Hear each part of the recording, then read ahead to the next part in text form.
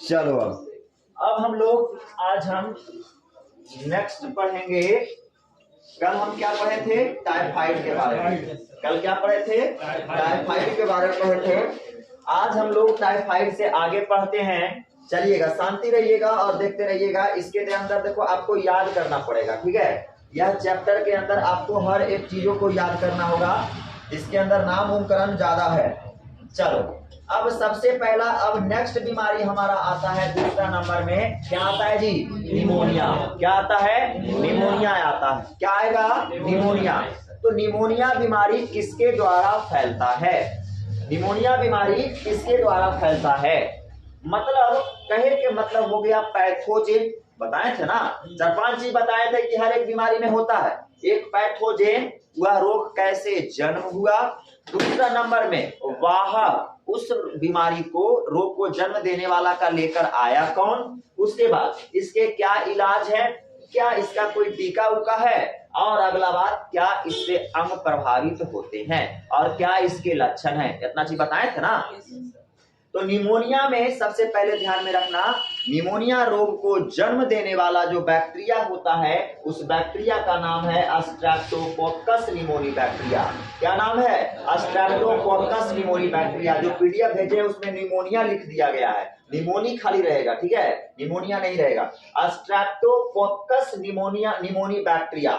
Streptococcus pneumoniae bacteria जब आपके शरीर के अंदर जाती है तो आपको क्या कर देती है? निमोनिया से ग्रसित कर देती है। अगर आप स्ट्रेप्टोकोकस निमोनी बैक्टीरिया को देखोगे तो कुछ इस प्रकार से यह चैन श्रृंखला बनाए हुए रखती है, उलझाए हुए धागा जैसा रहेगा। देखो दिख रहा है ना, यह उलझाए हुए जो है ये क्या है? स्ट्रेप्टोकोकस निमोनी बैक्टीरिया है। अब यह स्ट्रेप्टोकोकस निमोनी बैक्टीरिया जो है, इसके वाहक के रूप में कौन है? यह स्ट्रेप्टोकोकस निमोनी बैक्टीरिया को लाता कौन है हमारे शरीर के अंदर? कैसे आते हैं? तो सबसे पहली बातें ध्यान में रखिएगा, नियर टू पेशेंट, पेशेंट के नजदीक आप गए और पेशेंट क्या किया? स्नेजिंग का मतलब क्या होता है? छींकना। उसने छींका तो उसके मुख से क्या निकले?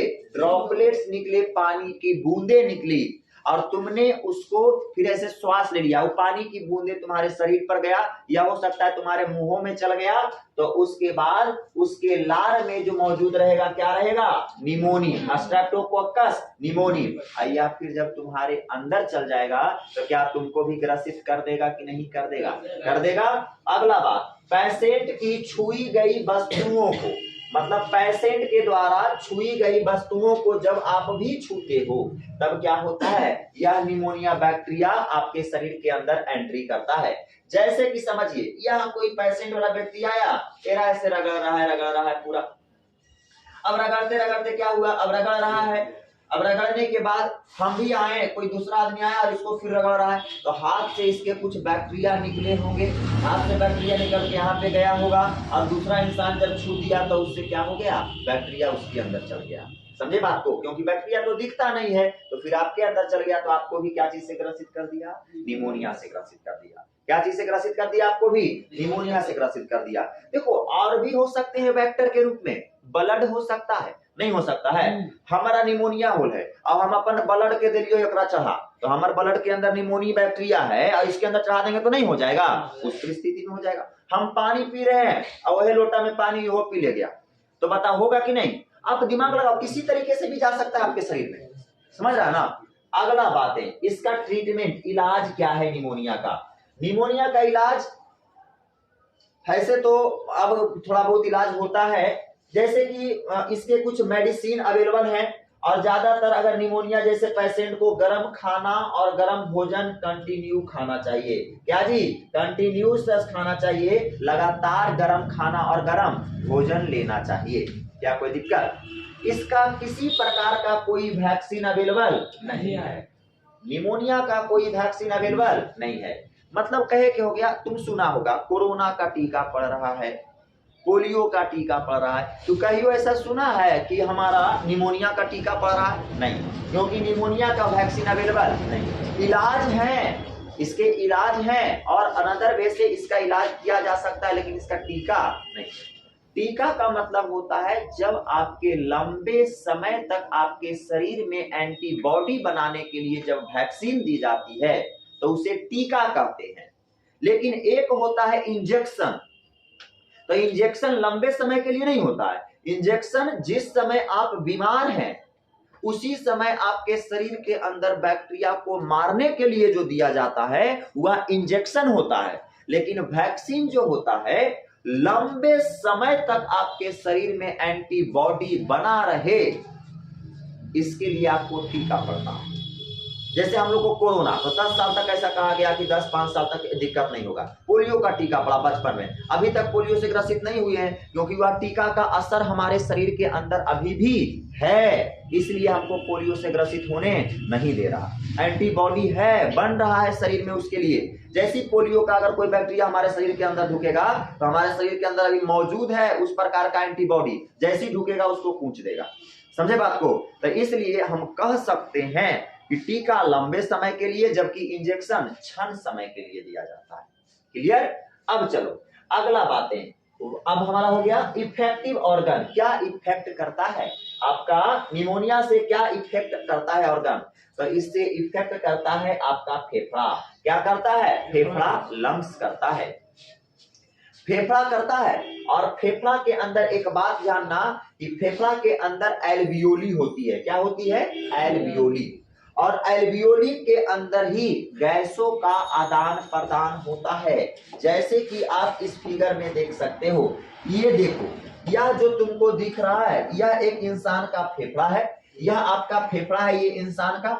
अब इस फेफड़े के अंदर ये जो इसके अंदर जो होता है, देखो ये हम आपके सामने बना रहे हैं, ये जो है ना, ये ऐसे ऐसे गोल गोल दिख रहा है, यही क्या कहलाता है? ये गोल गोल जी दिख रहा है जी, एल्वियोली। यही हमारा क्या है? एल्वियोली है। यही हमारा क्या होता है? एल्वियोली। और इस एल्वियोली के अंदर ही जब आप श्वास लेते हो तो इसी एल्वियोली के अंदर क्या आते हैं? इसके अंदर गोलका के अंदर, इसी गोलका के अंदर आपका क्या आता है जी? ऑक्सीजन आता है। इसी गोलका के अंदर क्या आएगा? ऑक्सीजन आएगा। इसी गोलका के अंदर क्या आएगा? ऑक्सीजन आएगा। अब ऑक्सीजन आया और यहीं के बगल से ब्लड वेसल्स गुजरा होता है। ब्लड वेसल्स का मतलब समझते हो ना? यहीं से ब्लड वेसल्स गुजरा होगा। ब्लड पूरा शरीर में आपके पूरा फैलल होगा, ये पूरा शरीर में फैलल होगा ब्लड वेसल्स, पूरा शरीर में ब्लड होगा। अब यहीं पे क्या होगा? यह क्या करेगा? यह ऑक्सीजन को यहाँ ब्लड के अंदर ठेल देगा और ब्लड के जो अंदर कार्बन डाइऑक्साइड लेकर आया है उधर से, वो कार्बन डाइऑक्साइड को फिर यह एल्वियोली क्या कर लेगा? ले लेगा। तो एल्वियोली फेफड़ा के जब हम श्वास लेते हैं तो फेफड़ा के एल्वियोली भाग में गैस आती है और इसी एल्वियोली भाग से ब्लड वेसल्स के अंदर गैस एक्सचेंज हो जाता है। यहां से क्या करेगा?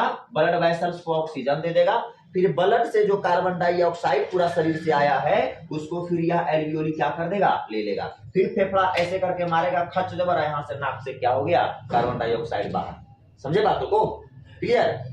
तो इसी एल्वियोली के अंदर जहां ऑक्सीजन आ रहा है यही एल्वियोली है। हम छेद करके बता रहे हैं, फाड़ के देखो, ये अंदर हॉल दिख रहा है, इसी के अंदर ऑक्सीजन आता है, इसी के अंदर। तो इसी एल्वियोली के अंदर पानी भर जाता है। क्या भर जाएगा? पानी। पानी तो व्हाट्सएप लैंग्वेज होती है। पानी भर जाता है। क्या भर जाता है? पानी भर जाता है। पानी भर जाएगा तो आपका कुछ फेफड़ा आपको कुछ इस प्रकार से एल्वियोली देखने में लगेगा। पीला पीला जैसा लग रहा है देखने में, पीला पीला जैसा यह देखने में लगता है। इसके अंदर पानी भर गया है। यह एक नॉर्मल इंसान की एल्वियोली है जो कि साफ सुथरा दिख रही है। यह निमोनिया से ग्रसित व्यक्ति का एल्वियोली है जिसके अंदर पानी भरा है। आप खुद अब बताओ, अब एल्वियोली के अंदर पानी भर गया और इसी से गैसों का आदान और प्रदान होता है, तो बताओ हमें श्वास लेने में अब समस्याएं आएगी कि नहीं आएगी? आएगी कि नहीं आएगी? आएगी। और समस्याएं इतना ही नहीं, समस्याएं मतलब हम जब श्वास लेंगे और छोड़ेंगे तो एल्वियोली से कुछ मात्रा में पानी भी निकलेगा। निकलेगा कि नहीं निकलेगा? तो निमोनिया वाला इंसान को नाको बहता है, नाको बहते रहता है, जिसे हम साइनस कहते हैं। समझे बातों को? नाको बहते रहे क्योंकि एल्वियोली के अंदर क्या है? पानी भर गया। अब जैसे जब छोड़ा ऐसे करके हरहरा के गिर जा रहा है, क्योंकि कहां से निकल रहा है? एल्वियोली से पानी निकल रहा है। निकल कहां से रहा है? एल्वियोली से पानी निकल रहा है। और एल्वियोली के अंदर पानी भर कौन रहा है? ये थूकले है। कौन थूकले है जी? स्ट्रेप्टोकोकस निमोनी बैक्टीरिया थूकले है। समझ रहा है? यही थूक थूक के इसके अंदर पानी भर ले, थूक थूक के ना वैसे ही बोल रहे हैं। इसके वजह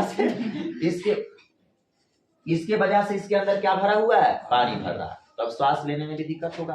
तो अब इसके क्या लक्षण हैं? इसके लक्षण को जरा हम देखते हैं। सबसे पहली बात, स्नेजिंग एंड रनी नोज।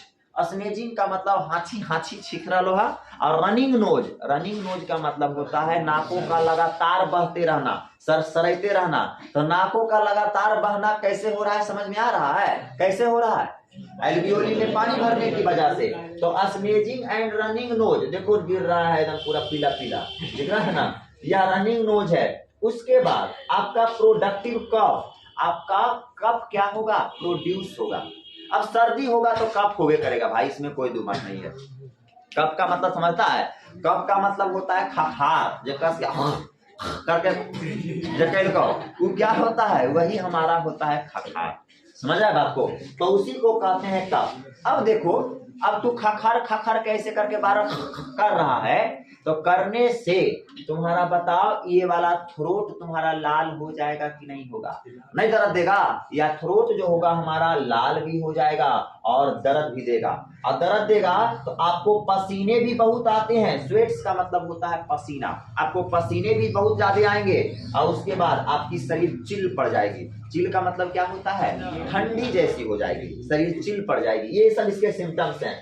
समझो, कोई दिक्कत? अभी आपका छाती भी क्या करेगा? दर्द देगा। जाहिर सी बात है, छाती के अंदर पानी ये भर गया है और छाती दर्द देता है। इसलिए छाती रियल में दर्द नहीं दे रहा, लेकिन छाती के अंदर जो फेफड़ा है उसके एल्वियोली के अंदर जो पानी भरा है वही रगड़ा रहा है, तो उसका लहर छाती में आता है। तो जिसके वजह से हमें फील होता है कि मेरा छाती क्या कर रहा है? दर्द दे रहा है। बात समझ में आया?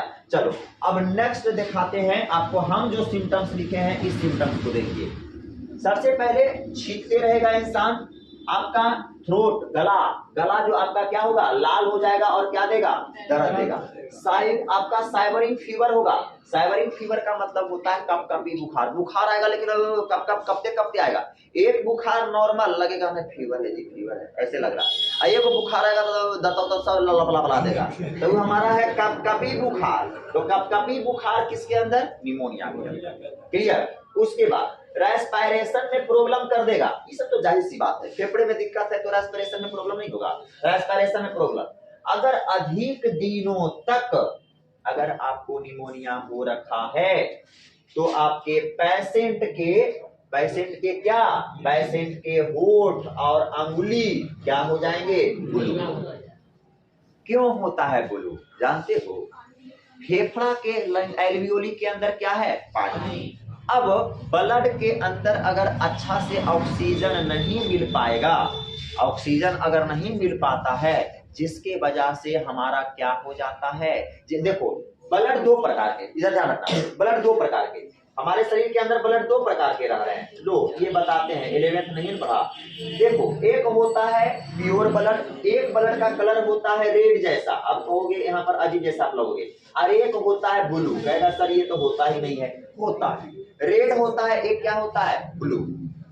ब्लू आपके शरीर के अंदर जो ब्लू ब्लड होता है, इसके अंदर CO2 की मात्रा क्या होती है? अधिक। लेकिन जो रेड ब्लड होता है इसके अंदर ऑक्सीजन की मात्रा क्या होता है? अधिक। अब क्या हुआ? अब आपके एल्वियोली में पानी भर गया, ऑक्सीजन बढ़िया से तुम्हारे ब्लड के अंदर डाल नहीं पा रहा है, तो ऑक्सीजन की कमी आ जाएगी कि नहीं? कमी आ जाएगी। और कोशिका CO2 छोड़ेगा, तो कोशिका के द्वारा CO2 छूटेगा, तो जब CO2 ज्यादा मात्रा में बढ़ जाएगा, तो CO2 जब बढ़ेगा तो कलर कैसा कर देगा? ब्लू। तो इसीलिए अगर अधिक दिन तक निमोनिया हो रखा है तो पेशेंट के होठ और अंगुली क्या हो जाते हैं? बात समझ में आया? अगला बात, प्रिवेंशन, रोकथाम इसके क्या है? तो हमने तो वही बात कहा, जो इसके वेक्टर बन रहे हैं उसी को क्या कर लो? प्रिवेंशन बना लो। जो इसका वेक्टर बन रहा है, वाहक बन रहा है, उसका प्रिवेंशन बना दो। जैसे रोगी के नजदीक जाने से फैलता है, देखो कुछ ऐसी चीजें होती है ना, सबसे ज्यादा रोगी, ये सब चीज तो कॉमन बातें हैं, रोगी के नजदीक जाएगा तो कोई बीमारी चलाएगा, इसमें कोई दो मत नहीं, छींक और खांसे से सो कोई भी रोग बीमारी चलाएगा। तो जैसे कि आपके रोगी के नजदीक जाने से बीमारी फैल रहा है तो उसके नजदीक नहीं जाएंगे, रोगी के छुए गए वस्तु को छूने से अगर फैल रहा है तो रोगी देख रहे हैं कि फलना चीज छू रहा है तो उस चीज को नहीं छुएंगे। बात समझ में आ रहा है? ऐसे भी देखो कुछ भी माने लोग, लेकिन एक बात को ध्यान में रखना, जैसे कोई पेशेंट बन जाता है, रोगी बन जाता है, तो उस रोगी वाले इंसान से दूरियां बना ले, सीधी बात है। भले वो आदमी सोचेगा देखी ना जरीसु को थोड़ा सा बीमार पड़ लिए तो हमरा से छुआ छूत माने लगले, ऐसे ऐसे करे लगले, क्या कि तरह तरह का बात सोचता है, तो उसको बोल देना कि देखिए आपके चलते हम नहीं इसके अंदर ग्रसित हो जाएंगे, ऐसा ऐसा कारण बताइए कि ऐसा ऐसा दिक्कत समस्याएं हो सकती है, क्योंकि उसकी खुशी के लिए तुम अपने आप को दुख में अगर डाल रहे हो तो यह बहुत बड़ी समस्या है। उसको खुश रखने के लिए मतलब ये कि तू जो मांग रहा है खाए पी ले, ओकरे बगल में गोड़ो चाट, मुंह के लड़वो रो पोछ पूरा ऐसे वैसे कर, तो उसकी खुशी तो मिल रही है, लेकिन उसकी खुशी के लिए तुम दुख में जा रहे हो, समझ रहा है ना? तो उस चीजों से दूर रहे, क्लियर? चाहे वह किसी भी प्रकार का बुखार